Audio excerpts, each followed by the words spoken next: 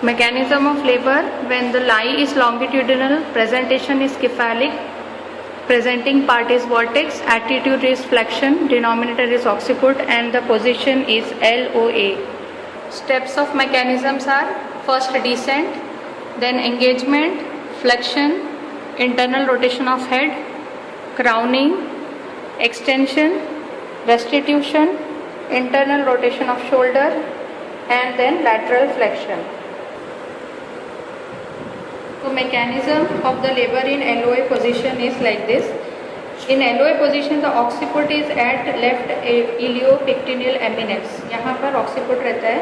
जो sagittal suture जो fetus का sagittal suture है वो right oblique diameter, this is the right oblique diameter में रहता है, और जो shoulder है fetus का वो left oblique diameter में रहता है.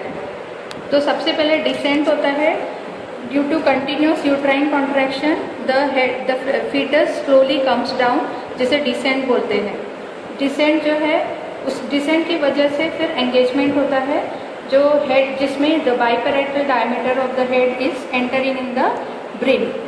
Engagement के बाद the descent continues throughout the labor. Descent जो है वो labor process में continuously चलता रहता है, जिससे धीरे धीरे बेबी का head नीचे की तरफ जाता रहता है.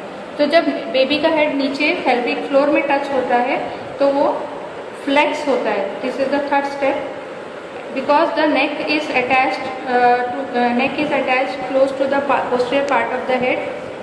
सिंसिपुट जो है वो पहले पेल्विक फ्लोर में पहुंचता है, जिसकी वजह से वो एंटीरियरली ऐसे फ्लेक्स होता है. So that is the next step. Flexion में पहले ऑक्सीपिटो सब ऑक्सीपिटो फ्रंटल डायमीटर प्रेजेंट होता है जो 10 सेंटीमीटर होता है. फ्लेक्शन के बाद डायमीटर बिकम सब ऑक्सीपिटो ब्रैग्मेटिक, दैट इज 9.5. फिर कंटिन्यूस यूट्राइन कॉन्ट्रैक्शन होने की वजह से जो हेड है वो एंटीरियरली 1/8 रोटेट होता है. यू कैन सी हेड जो ऑक्सीपिट यहाँ पर था अब वो रोटेट होकर सिम्फाइसिस प्यूबिस के पीछे आ जाता है. That 1/8 rotation takes place. Then with the continuous contractions आते रह रहे हैं, जिसकी वजह से धीरे धीरे हेड और नीचे आता है. And then the widest biparietal diameter of the head जो है वो सब प्यूबिक आर्च के नीचे से एस्केप होता है. This is called as crowning. Crowning के बाद head does not recede back, head वापस पीछे की तरफ नहीं जाता. This is the next step, crowning.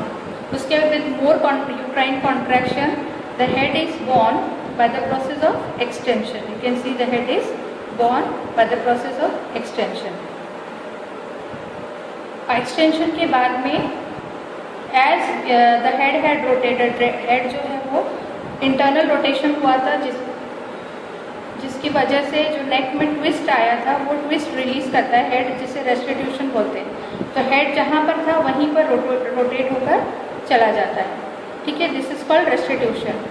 अब now the next step is, यहाँ पे शोल्डर जो है एंटीरियर शोल्डर जो राइट इलियोपेक्टिनल एमिनेंस की तरफ था वो एंटीरियरली रोटेट होकर सिम्फाइसिस प्यूबिस के पीछे आ जाता है.